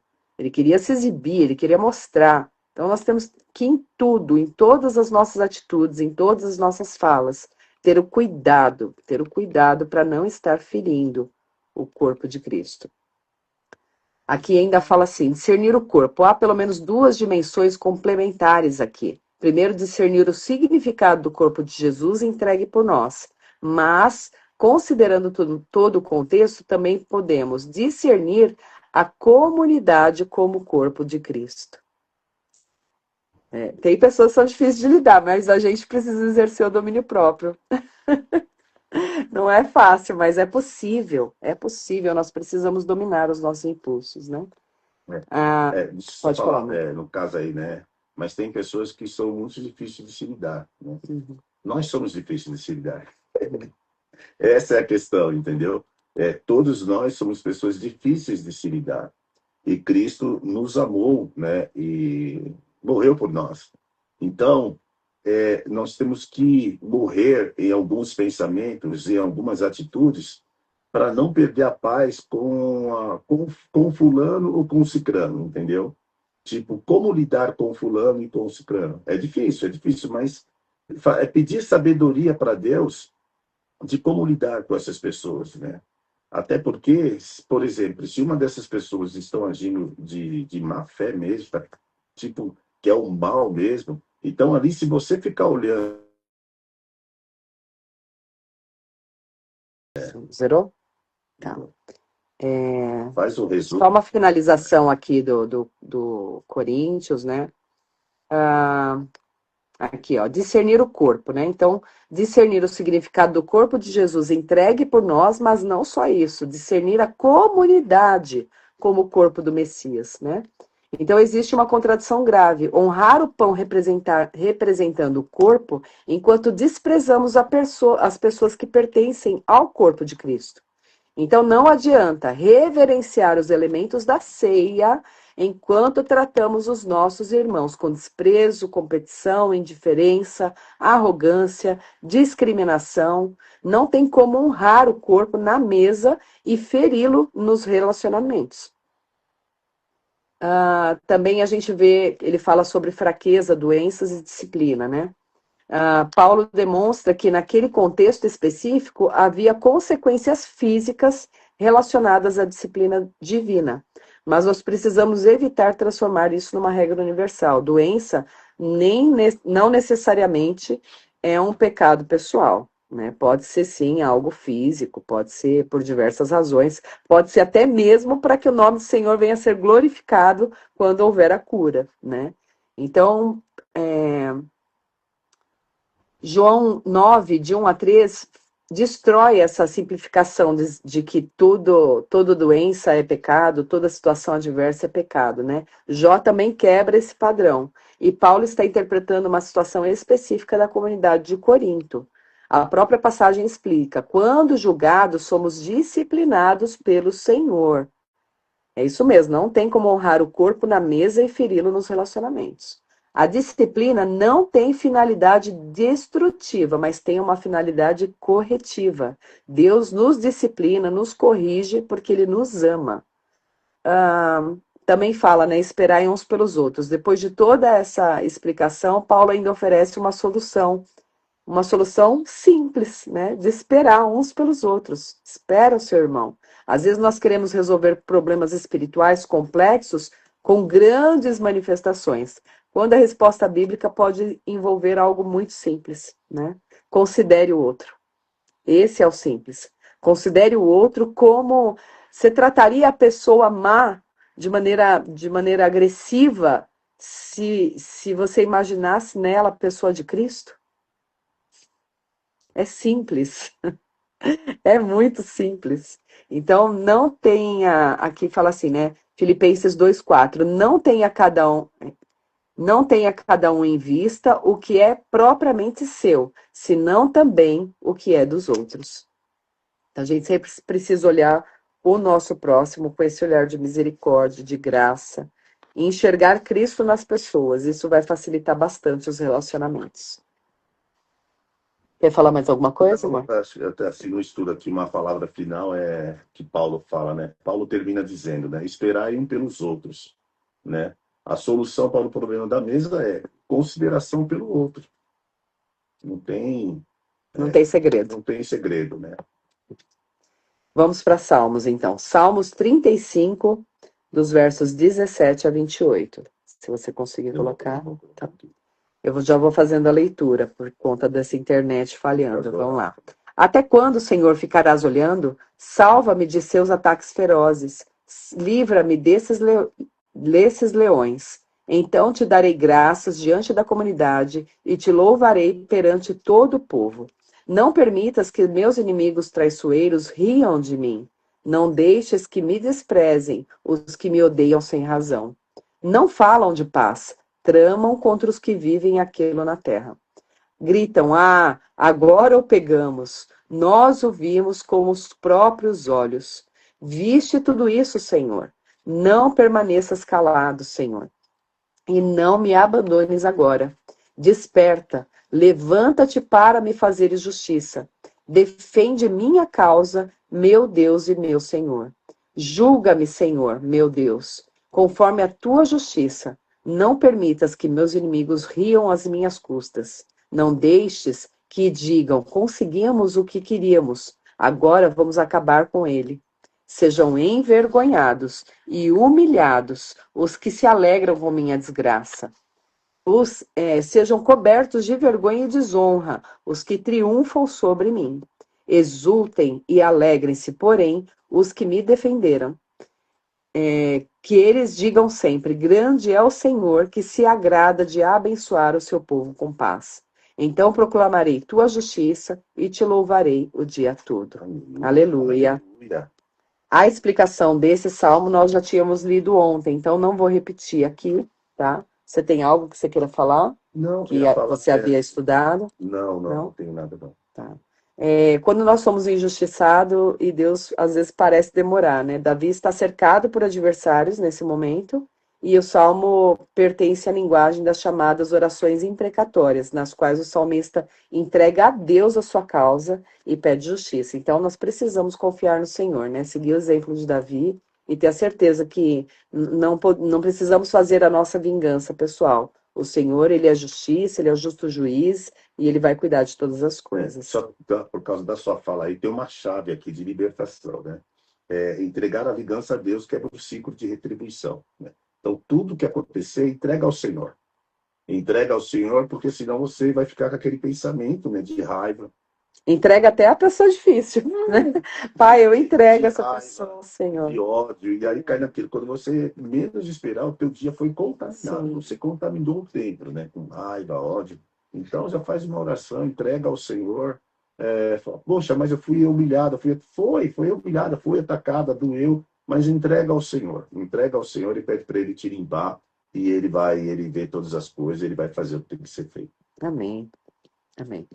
Provérbios, capítulo 21, verso 19, diz assim: é melhor viver sozinho no deserto que morar com uma esposa briguenta que só sabe reclamar. Ai, ai, ai. Ai, ai, ai. Melhor é morar numa terra deserta do que com uma mulher rixosa e iracunda. Provérbios utilizam essa linguagem proverbial muitas vezes deliberadamente forte. O foco não deve ser transformado em ataque às mulheres. O princípio sapiencial aplica-se ao comportamento humano. Um ambiente constantemente dominado por conflito pode tornar até uma casa confortável emocionalmente insuportável. E não dá para ter prazer, né? Estando do lado de pessoas que ficam só reclamando, só murmurando, só criticando, né? Melhor é um bocado seco e tranquilidade do que a casa farta de carnes e cheia de contenda. Só ajudar vocês aqui. Apesar que Não sei, não fala só de mulher, né? é isso que eu ia Enfim. falar, é isso que eu ia falar, entendeu? Não é, por mais que aqui, né, tá falando a mulher, mas assim, é para todos, porque tem Sim, homens também só misericórdia. só sangue, viu? É. Perceba a lógica. Quando se tem paz, aumenta-se o conforto. Uma casa grande não compensa relacionamentos destruídos. E tem uma pergunta importante aqui, né? Quando eu consigo em um ambiente, quando eu chego em um ambiente, eu aumento a paz desse lugar ou eu aumento a tensão desse lugar?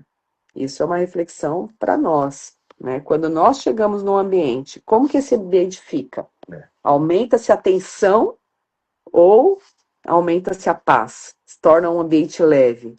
Isso vale para todas as esferas, né? Casamento, igreja, ministério, trabalho, amizade, liderança, família, enfim. Se possível, quando depender de vós, tende paz com todos, diz Romanos 12, verso 18. Então, não adianta construir uma casa confortável se ninguém consegue descansar dentro dela. Tem uma observação aqui, né? O texto de Esther, né? Isso conversa diretamente com o palácio, né, de Esther, né? Assuero tinha riqueza, autoridade, servos, banquetes, mas não havia, mas havia descontrole emocional dentro do relacionamento. Então, o cara tinha tudo conforme a gente leu lá, né, na leitura anterior. Porém, deu ruim, né? O descontrole. É isso aí. Verso 20. O sábio possui riqueza e luxo, mas o tolo gasta tudo o que tem. Riqueza só é mantida se há generosidade. E aqui vale informar que o tolo é o crente raso, que ao ver o perverso sofrer, corre para viver de forma correta com Deus. Vou repetir. O tolo é o crente raso, que ao ver o perverso sofrer, corre para viver de forma correta com Deus. Você só fala uma lista aqui, que aqui fala, o sábio possui riqueza e luxo, né? É. Mas isso não tá querendo dizer só de dinheiro, tá? Não, não. Aí fala aqui dinheiro, casamento, família, Sim. ministério, reputação, relacionamentos e oportunidades. Uhum. Aqui fala assim também, no estudo que nós fizemos. Aqui temos um princípio extraordinário de administração. O sábio não consome tudo aquilo que recebe. O insensato transforma tudo em consumo imediato. Isso se conecta diretamente com José no Egito, que ele mandou preservar ali, né? Ficar 7 anos. Teria os 7 anos de fome, os 7 anos 7 anos de abastança, 7 anos de fome, e ele soube administrar ali bem. Durante 7 anos de abundância, José armazenou recursos para os anos de escassez. A sabedoria bíblica compreende que nem tudo aquilo que chega às minhas mãos deve imediatamente sair delas. Isso vale para dinheiro, mas também para energia, tempo, oportunidades, conhecimento e recursos ministeriais. Na parte financeira, biblicamente, guardar não significa falta de fé, necessariamente. Provérbios apresenta a reserva prudente como sabedoria. O problema bíblico não é possuir a reserva, é a reserva te possuir.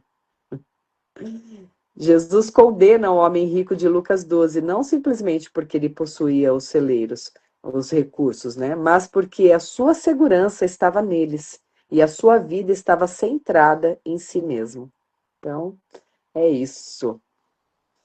Aqui tem algumas conexões com o texto. Fala assim, ó, em Esther 1, Assuero possui abundância e a transforma em ostentação. Amã possui influência e a transforma em instrumento de vingança. Em Coríntios, nós vemos que alguns possuem alimento e o utilizam sem considerar aqueles que nada têm. Em Salmos, nós vemos que Davi possui palavras, mas decide finalmente utilizá-las para glorificar a Deus. E em Provérbios, o sábio possui recursos, mas sabe administrá-los. Portanto, surge uma pergunta espiritual muito importante. O que fazemos com aquilo que está em nossas mãos? Eita. Assuero tinha o poder e ele se exibiu. Os ricos de Coríntios tinham alimento e humilharam pessoas. Davi tinha uma causa e entregou ao juiz. E o sábio tem recursos e administra bem. Esther terá posição e posteriormente descobrirá que deverá usá-la para salvar vidas. Então, esse princípio encontra a sua expressão máxima em Jesus. Sendo em forma de Deus, não considerou ser igual a Deus, algo que devia apegar-se, mas esvaziou-se. O reino inverte a lógica de Assuero e Amã. No mundo, a gente poder serve para elevar quem o possui. Já no reino, a autoridade serve para beneficiar aqueles que estão abaixo dela. Por isso Jesus diz, quem quiser tornar-se grande entre vós, será o que vos sirva. Glória a Deus. Amém, queridos. Vamos lá. Você quer falar mais alguma coisinha antes? Então, ora, amor. Orar. Senhor, em nome de Jesus, Obrigada, nós Pai. agradecemos pelo dia chamado hoje, meu Pai Obrigada, Santo. Deus. Pai, obrigado por nos preparar, meu Pai Santo. Obrigado pela oportunidade de ouvir a Tua palavra, meu Pai Santo. Deus, em nome de Jesus, que não haja em nós o descontrole, meu Pai Santo. Pai, que possamos ficar atentos, ó Deus, e não perder o controle do dia chamado hoje e dos dias que virão. Espírito Santo de Deus, toma o teu lugar, nos avisa, nos alerta, olha, para, pensa, analisa. Deus, em nome de Jesus, e se por um acaso, papai, alguém tentar nos fazer mal, Senhor, tentar nos tirar a paz, meu Deus, nos dê o discernimento para responder, ó Deus, como o Senhor responderia, meu Pai Santo. Ô, papai, em nome de Jesus, Senhor, nos faça enxergar aquilo que está por trás da pessoa, meu Pai Santo, para que possamos mostrar a ela, meu Deus, que ela precisa se encher também do Espírito Santo de Deus e andar no amor. Andar no amor. Pai, em nome de Jesus, em relação dentro da nossa casa, meu Pai Santo, que não haja brigas, não haja as contendas, ó Deus, entre o casal, entre pai e filhos, ó Deus, que o espírito de briga, meu Pai Santo, que o espírito de confusão, ó Deus, bata em retirada de nossas casas, meu Pai Santo. Pai, hoje foi citado aqui que o sangue de Jesus, Senhor, que possamos ter o sangue de Jesus nos umbrais de nossas portas, meu Pai Santo, para que o mal não entre, meu Pai Santo, para bagunçar no lar, meu Deus, local de descanso, meu Deus. É o que eu te peço, meu Pai Santo, no dia chamado hoje, e que essas palavras que ouvimos hoje, possamos meditar o dia inteiro, meu Pai Santo, nesta palavra, meu Pai Santo, observando cada ponto que foi falado, meu Pai Santo, nessa leitura, meu Pai Santo. E seja o teu nome glorificado em mais um dia, em nome de Jesus. Em nome de Jesus. Amém, amém. Deus abençoe, queridos. Até amanhã, 6:30. Tchau, tchau. Tchau.